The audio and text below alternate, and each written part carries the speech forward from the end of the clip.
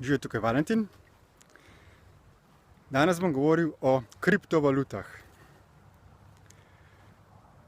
Poznamo valute, ki jih izdajajo centralne banke, ki se pretvarjajo, da so to nacionalne državne banke.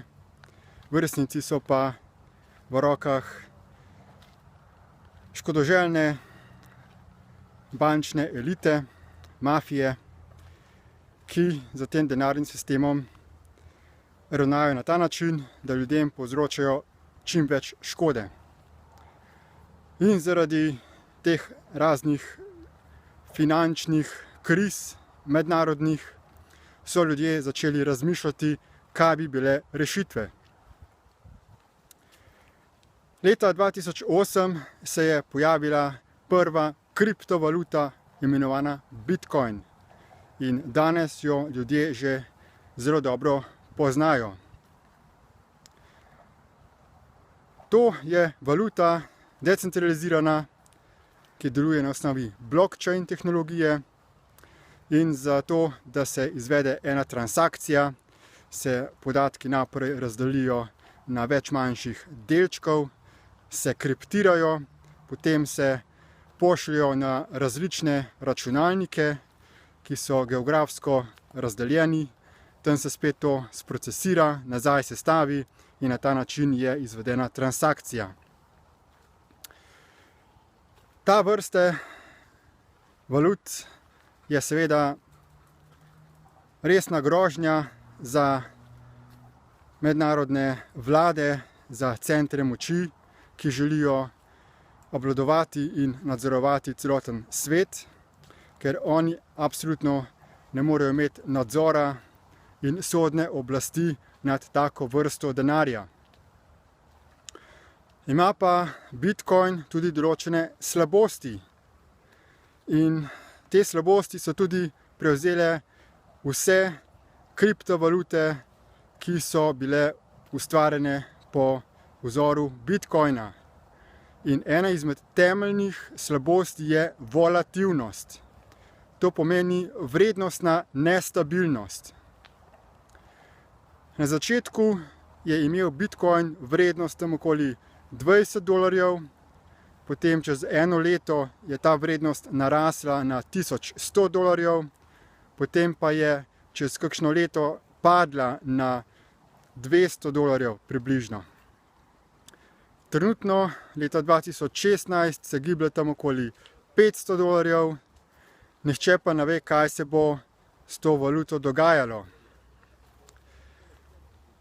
Osnovna funkcija denarja pa je to, da nam omogoči vrednostno stabilno plačilno sredstvo, zato da lahko varno in zanesljivo med seboj prodajamo izdelke in storitve. In če uporabljamo neko valuto, ki je vrednostno nestabilna, torej ki je volatilna, potem zelo težko poslujemo, ker trgovec nikoli ne bo mogel vedeti, koliko bo njegov denar, ki ga bo sprejel v tej volatilni valuti, čez nekaj časa vreden. Zato so se že leta 1996 začele proizvajati prve vrednostno stabilne valute. In prva ta valuta je Zcash, ki se je uporabljal pa izključno znotraj zasebnega kluba poslovnega modela, ki se je imenoval Internet Catalog Club. Ta valuta je torej bila digitalna, ampak z fiksno stabilno menjalno vrednostjo v primerjavi z dolarjem, in sicer en Zcash je bil vreden $2. Ta valuta se je uporabljala samo znotraj kluba Internet Catalog Club in se je z njo trgovalo v večmilijonskih zneskih in tudi provizije za transakcijo so bile zelo velike. Po vzoru Zcasha in zato, da se ne bi več ponavljale napake za posnemanjem Bitcoina, pa se je leta 2015 jeseni ustvarila tretja generacija valut, kajti za Zcashem se je potem še valuta Chips, ki je nagradna, ustvarila. Ta tretja generacija valut se pa imenuje Sprt. Sport pomeni brizg vode po angleško. In ta valuta je vrednostno stabilna, en sprt je vreden 1 evro in vse transakcije so popolnoma brezplačne, odprtje računa je brezplačno in omogoča varno, stabilno poslovanje za vse podjetnike širom sveta.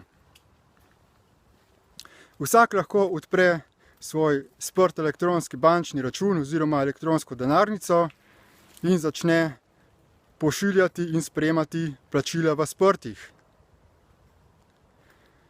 Zato vse vabim, da raziščejo več o sprt vrednostno stabilni digitalni oziroma virtualni valuti, ki dejansko pomeni zelo veliko revolucijo na področju digitalnih valut, ker po svojih značilnostih prekaša katerokoli kriptovaluto, ki trenutno obstaja na tem svetu.